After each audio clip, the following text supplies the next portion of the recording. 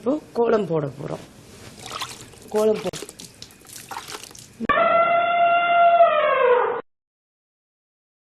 சொல்ல போனா இருக்கிற கவிஞர்களே அதிகமான கேர்ள் ஃபேன்ஸ் உள்ள ஒரே கவிஞர் நான் தான். அதை பகிரங்கமாவே சொல்லியிருக்கேன்.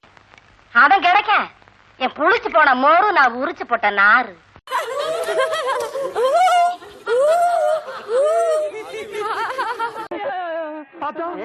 பையனை கூட்டிட்டு போய் வேப்பல் அடிக்கணும் போல் இருக்குது. நீ சிரிக்காத ஆத்தா. நாங்க போறதுக்கு அப்புறம் உங்களோட காட்டுக்குள்ள உட்கார்ந்து சரி நின்னுட்டு சரி சிரிவா சரின்னு சரி.